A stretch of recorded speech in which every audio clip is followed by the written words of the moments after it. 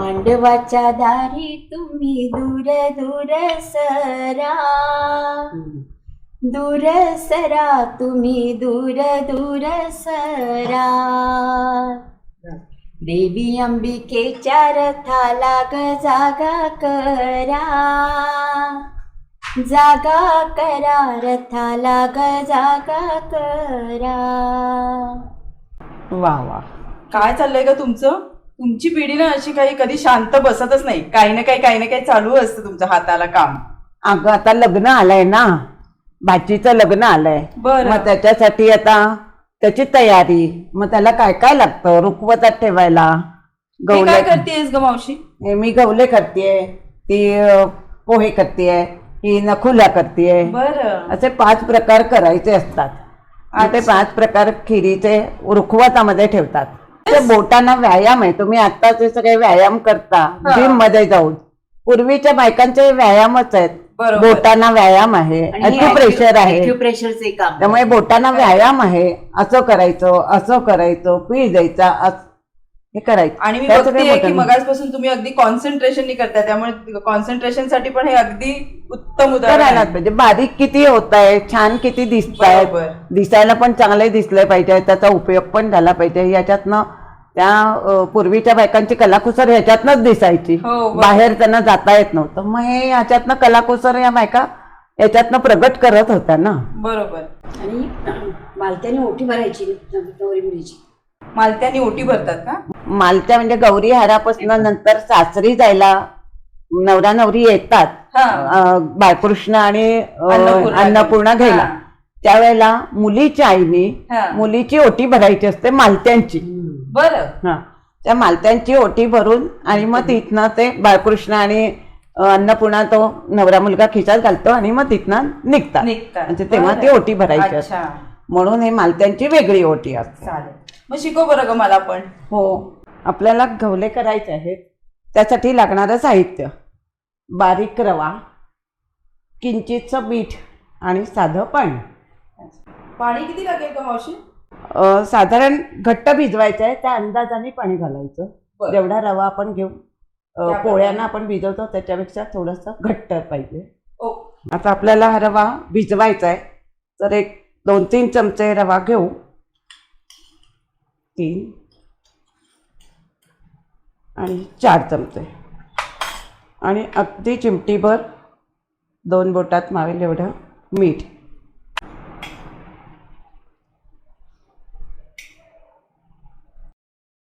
गव्हले actually पारंपरिकरित्या दुधात भिजवले जातात, पण ते जास्त काळ टिकत नाहीत. त्यामुळे आपण इथे भिजवण्यासाठी पाणी वापरले आहे. आता रवा आपण भिजवलेला आहे इतपत. म्हणजे आता साधारण आपल्याला 3 चमचे पाणी लागले बरोबरीने पाणी. हो, आपला हा आता कोळा तयार झाला आहे भिजवून आणि साधारण इतपत आहे असा.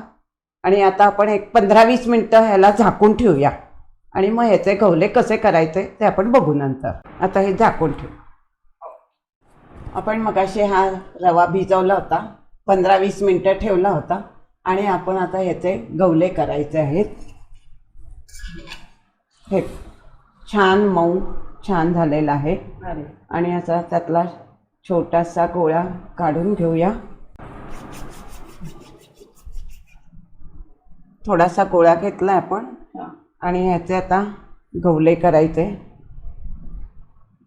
नुसतंच हे करायचं का? नुसतं छोटीशी त्याच्यातली एक घ्यायची गोळी आणि लांबट करायचं. बरं. हे अरे वा. ह्याला गवले म्हणतात. ह्याचे काहीतरी अजून वेगळे प्रकार पण असतात ना मावशी? हो, लग्नाच्या वेळेला रुखवतामध्ये 5 प्रकार देतात. त्याच्यामध्ये गवले, फणुल्या, नखुल्या, मालत्या असे 5 प्रकार आपण आता बघूया त्याच्यामध्ये. हे ह्याचा गवल्याचा प्रकार हा असा झालेला आहे.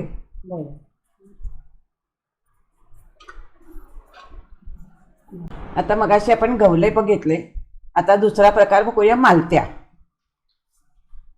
छोटीशी गोळी घ्यायची आणि अंगठ्याने त्याला पीळ द्यायचा. थोडंसं मोठं दाखवते म्हणजे लक्षात येईल. हे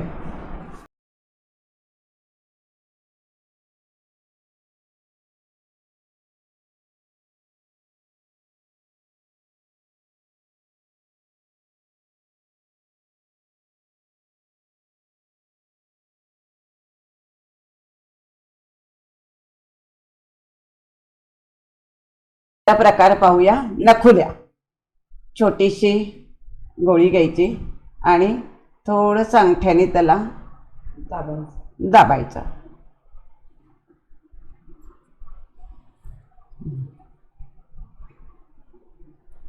ओ मावशी एक मोठं करून दाखवते का? म्हणजे हां, एक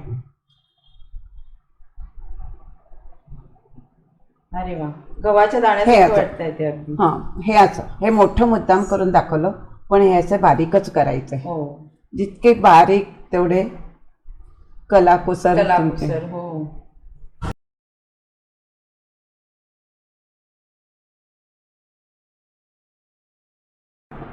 वा, सुंदरच. थोडंसं अंगठ्याने असं थोडंसं दाबायचं, म्हणजे मग नख लावायचं त्याला. हा. आपण चौथा प्रकार बघूया. फणुल्या म्हणतात त्याला. खरं त्या फणीवर करायच्या असतात, पण आपण कंगव्यावर करून बघू. जरा बारीक दातांचा कंगवा घेतला तर त्याच्यावर छान त्याचे काय म्हणतात त्याला, इम्प्रेशन येतं. थोडंसं हलक्या हाताने असं गोल त्याच्यावर फिरवायचं, म्हणजे त्याचं असं इम्प्रेशन येतं त्याचं. हे थोडंसं मोठं करून दाखवतंय, म्हणजे करताना बारीक करायचंय. हां, पण हे मुद्दाम दिसायला हवं म्हणून मोठं करते.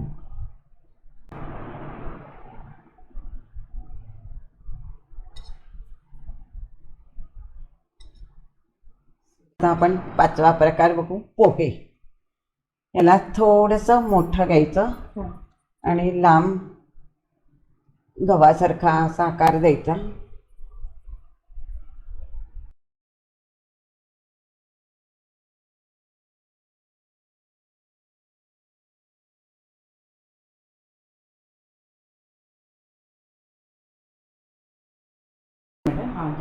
आणि मग वाटीने त्याला दाबायचं. अच्छा, हे झाले पोहे. पोहे वाटतंय. हां, पोहे वाटतं. हे सोपं वाटतंय. छान दिसतंय. हे झाले पोहे. आता पुढचा एक प्रकार बघू. मोहोर म्हणतात त्याला. मोहोर किंवा चिगूर पण म्हणतात त्याला. थोडीशी अशी गोळी घेऊन लांबट करायचं आणि त्याला असा वाय सारखा आकार द्यायचा. अच्छा, फोल्ड करून व्हायचं. हां हां, लांब अशी बारीकशी हे करायची, बरोबर. मध्ये दाबायचं आणि त्याला थोडंसं पिळायचं. कोणी मोहोर म्हणतं, कोणी चिगूर म्हणतं. एक मोठं करून दाखवतो.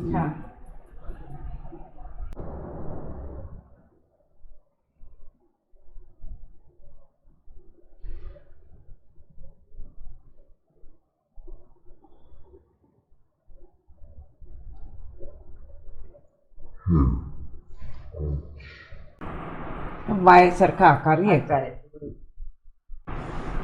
जितके बारीक करता येते तेवढे छान दिसतात.